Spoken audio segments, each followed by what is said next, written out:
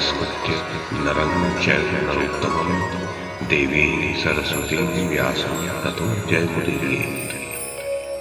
ओम नमो भगवते वासुदेवाय। ओम नमः पितामहाय। ओम नमः प्रजापतिभ्यः। ओम नमः कृष्णद्वैपायनाय। ओम नमः सर्वविघ्नविनायकेभ्यः।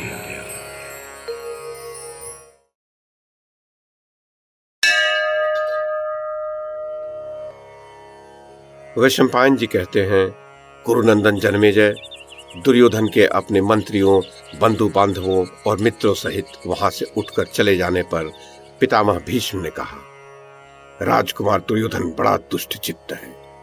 ये दूषित उपायों का ही आश्रय लेता है। इसे राज्य का झूठा अभिमान है तथा क्रोध और लोभ ने इसे दबा रखा है। श्री कृष्ण, मैं तो समझता हूं इन सब क्षत्रियों का काल आ गया है।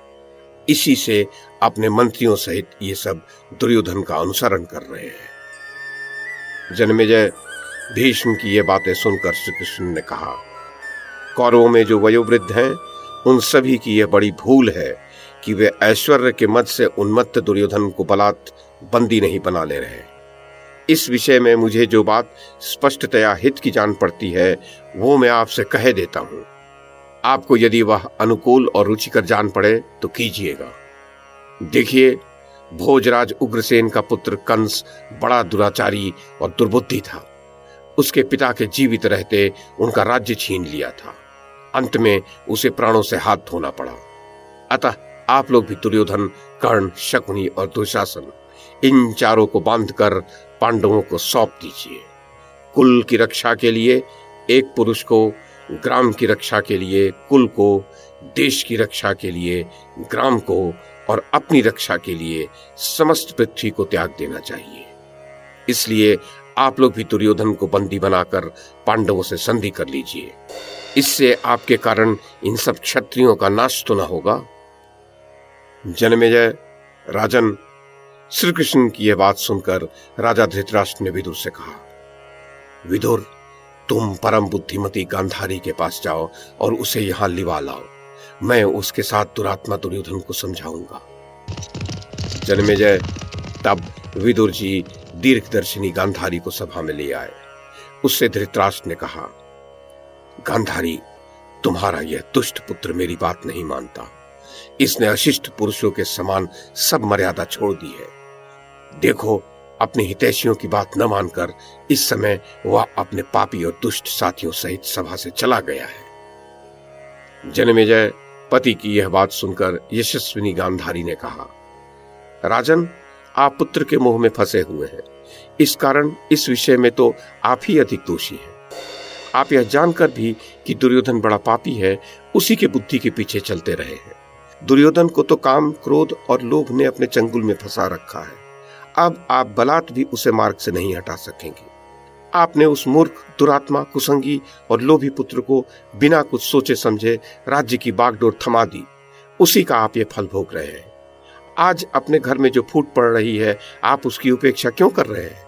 इस प्रकार स्वजनों के फूटने पर तो शत्रु लोग आपकी हंसी करेंगे। देखिए, यदि साम या भेद से ही विपत्ति टल सकती है तो कोई भी बुद्धिमान स्वजनों के दंड का प्रयोग क्यों करेगा?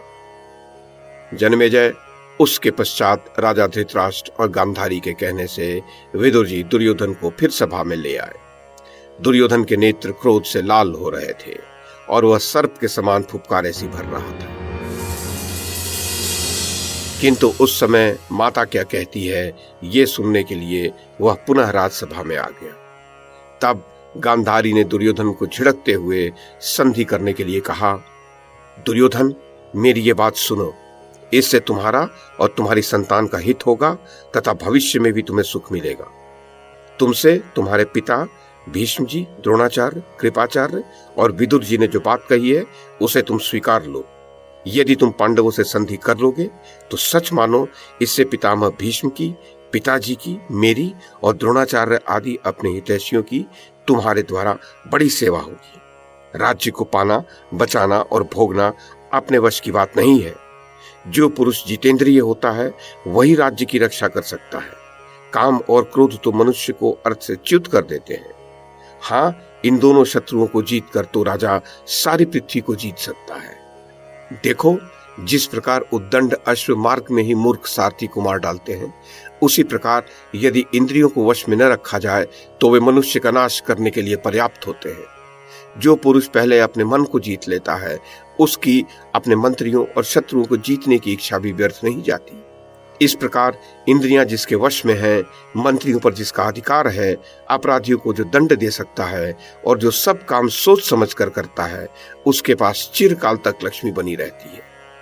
तात, भीष्म जी और द्रोणाचार्य जी ने जो कुछ कहा है वह ठीक है। वास्तव में श्री कृष्ण और अर्जुन को कोई नहीं जीत सकता। अतः तुम श्री कृष्ण की शरण लो। यदि वे प्रसन्न रहेंगे तो दोनों ही पक्षों का हित होगा। दुर्योधन, युद्ध में कल्याण नहीं है, उसमें धर्म और अर्थ तो है ही नहीं, तो सुख कहां से होगा? और युद्ध में विजय मिल ही जाएगी, ऐसा भी नहीं कहा जा सकता। अतः तुम युद्ध में मन मत लगाओ। यदि तुम अपने मंत्रियों सहित राज्य भोगना चाहते हो तो पांडवों का जो न्यायोचित भाग है वह उन्हें दे दो। पांडवों को जो 13 वर्ष तक घर से बाहर रखा गया, ये भी बड़ा अपराध हुआ है। अब संधि करके तुम इसका मार्जन कर दो। तुम जो पांडवों का भाग भी हड़पना चाहते हो, वैसा करने की तुम्हारी शक्ति नहीं है और ये कर्ण और दुशासन भी ऐसा नहीं कर सकेंगे। तुम्हारा जो ऐसा विचार है कि भीष्म, द्रोण और कृप आदि महारथी अपनी पूरी शक्ति से मेरी ओर से युद्ध करेंगे, ये भी संभव नहीं है, क्योंकि इन आत्मज्ञों की दृष्टि में तो तुम्हारा और पांडवों का समान स्थान है। अतः इनके लिए तुम दोनों का राज्य और प्रेम भी समान ही है तथा धर्म को भी ये उससे अधिक मानते हैं। इस राज्य का अन्न खाने के कारण ये अपने प्राण भले ही त्याग दें, किंतु राजा युधिष्ठिर की ओर कभी टेढ़ी दृष्टि नहीं करेंगे। दुर्योधन, संसार में लोभ करने से किसी को संपत्ति नहीं मिलती। अतः तुम लोभ छोड़ दो और पांडवों से संधि कर लो।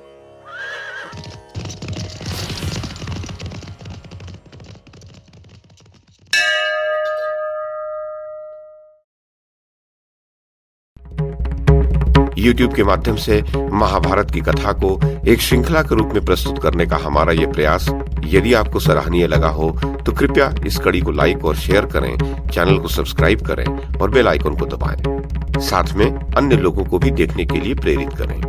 धन्यवाद और नमस्कार।